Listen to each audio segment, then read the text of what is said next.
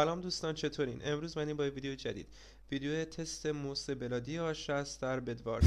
ببینین، من این موس رو تازه خریداری کردم و حالا میشه گفت دستم خیلی بهش عادت نکرده و شاید کسی که خیلی وقت داره با این موس کار میکنه بتونه خیلی پرفورمنس بهتری رو از این موس دریافت کنه و CPS بالاتری بگیره. ولی خب ما گفتیم بیایم یه ویدیو تست ساده بذاریم ببینیم داخل حالا باترفلای و حالا انواع دیگه چه CPS و چه پرفورمنسی به ما میده. ببینید این موس سه تا حالت داره. حالت اول اینه که شما با هر کلیک یه دونه CPS میگیری، حالت دوم اینه که با هر کلیک دو تا CPS میگیری و حالت سوم اینه که با هر کلیک سه تا CPS میگیری. ولی کلا حالا چیزی که من دیدم تو حالت اول که با هر کلیک یه دونه CPS میگیرم تقریبا به من یه چیز هولوش 16 تا 17 CPS میداد بعضی وقتا. ولی خب گفتم که من هنوز دستم خیلی عادت نکرده و کسی که خیلی وقت داره با این موس کار میکنه قطعا یه پرفورمنس خیلی بهتری رو دریافت میکنه از این موس. خب بریم ببینیم این موس چطوریه. اول بدو بپوشونیم.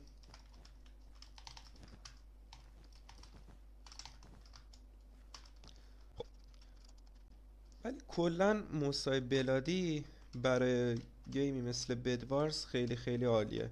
حالا فرق نمیکنه A60 A90 A70، کلا اینا برای بدوارز خیلی عالیان. حالا اینی که ما داریم الان ازش استفاده میکنیم موس A60. اولین فایتمون رو با این موس انجام بدیم. ببینید که کلا برای باترفلای عالیه. برای باترفلای این موس خیلی عالیه.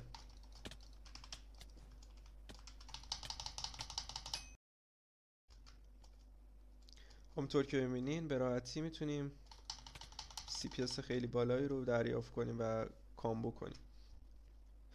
کلا موس دیگه مخصوص بدوارز دیگه، یعنی داخل بدوارز خیلی به ما میتونه کمک کنه داخل بهتر شدن بازیمون.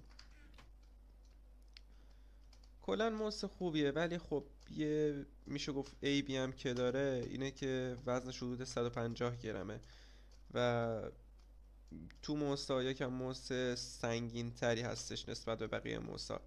ولی خب حالا برای من که به موسای سنگین عادت داشتم اوکی بود و تونستم یه پرفورمنس خوبی رو باش دریافت کنم. تا الان که این موس همونجور که دیدید عالی بوده، یعنی داخل فایت و کار دیگه مخصوصا باترفلای عالی بوده این موس. خب چراقدر زود بدمون رو زدن، همونجور که دید خیلی زود بدمون رفت و گیم اول فکر کنم زود تموم بشه چون که بد نداریم. دوستان اگر کانال ما رو دنبال نکردین حتما با دنبال کردنتون به ما انرژی بدین. اگر دوست دارین با سینا فایر ویدیوهای بیشتری بگیریم حتما تو کامنت ها بهمون بگین و لایک ویدیو فراموش نشه. امیدوارم که بتونم در خرید موسای بلادی بهتون کمک کرده باشم. ببینیم میتونیم بده سبز رو بزنیم و نسبت به اون هزینه‌ای که میکنین به نظر من خیلی کارایی زیادی داره. خب بده سبز رو زدیم، یکیشون هم اگه بتونیم فاینال کنیم خیلی خوبه. خب دوتاشون رو فاینال کردیم.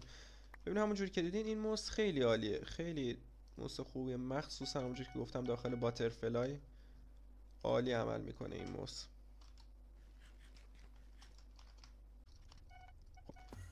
بریم برای ادامه بازی.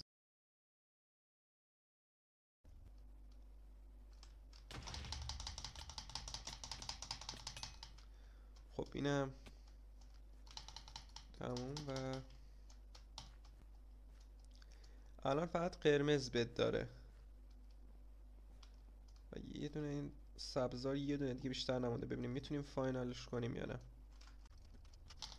خب قرمز همونجوری که دیدین الان نزدیک 17 CPS به من داد داخل این فایت.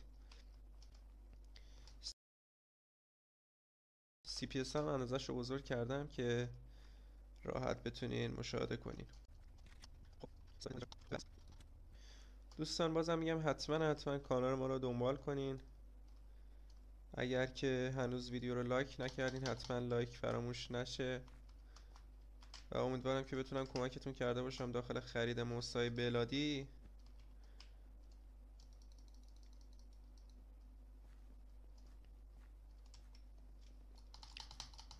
کلا موسای بلادی برای بدوارز عالی هن دیگه، یعنی میتونن پرفورمنس خیلی خوبی رو به شما بدن.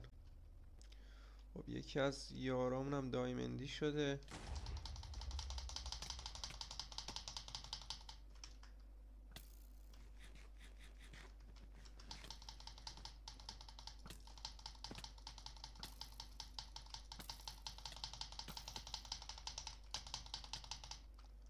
خب ببینیم میتونیم بدشون رو بزنیم یا نه. خب همونجور که دیدیم وید شدیم. دوستان خیلی ممنون که تا آخر این ویدیو رو تماشا کردین. لایک و کامنت یادتون نره، دنبال کردن فراموش نشه. تا ویدیوهای بعدی، خدا نگهدار.